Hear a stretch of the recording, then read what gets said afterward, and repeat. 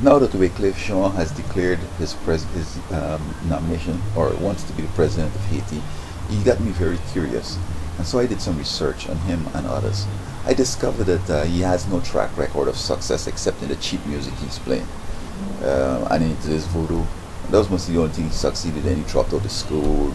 He owed a whole bunch of money in Miami. They disbanded an organization he had because they failed to present papers. And then also they're saying that he took about 4 to 500,000 from the monies that he was able to raise. He says he earned that kind of money.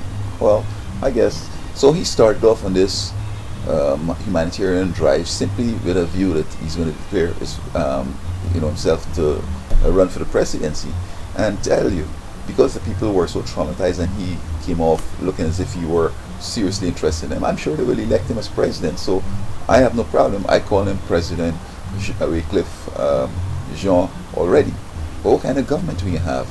You see, I did some research and I discovered that Papa Doc was a medical doctor, and his predecessor was his school teacher. So both of them are educated. Then he put on his son, boy, running all over Europe, all over the world, and all he's trying to find his voodoo and all the evil stuff they have out there. He never had an education. So when he got in, he just created some serious mess. And then we had Bertrand Aristide. He, of course, was a priest, and therefore he's educated.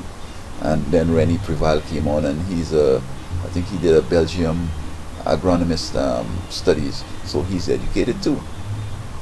So that to put on this guy, he's just going to be like a baby doc son, baby doc, with a bunch of trivial stuff, more voodoo, rock concerts, and taking the money and fixing up himself. He can bring on a whole bunch of fellas that are under him, because a lot of times leaders don't like to have smarter guys than themselves. So he's going to have guys less smart than him, so a bunch of nuts over there, and all they're doing is trying to steal the money. And then eventually they got nothing done. The army overthrow him, shoot him up. A big unrest in Haiti. So I think the solution to Haiti is this: we need to have the UN declare Haiti a dependent and have a caretaker government where big leaders from around the world, Clinton and others, who are able and willing to join this government and caretake of the Haitian people and get the projects online and so forth. And then after a time, in the meantime, they have some Haitians who are educated, training to take over, and then eventually they let them take over and keep running things. That's the only solution. But anytime you have these voodoo people over there, like, nothing can be done. All you can do is taking the chickens and cutting off the chicken and cutting off the head and spraying the blood on people and they're falling out and talking crazy. I mean, this guy doesn't have no education. I don't think he's going to be able to recognize profound concepts. Listen to his presentations.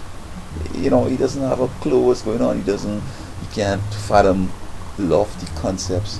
And how he'll operate is this: somebody comes in with a plan and he's going to say, okay, how I feel about it. Oh, I like it. It feels good. So that if something is real profound and he doesn't feel good about it, it's not going to go anywhere. So I think that he needs to abandon his presidency in his own interest, because I'm sure they're going to kill him eventually. They're going to overthrow him, coup d'etat, and kill him, because he's just going to be running just like Baby Doc.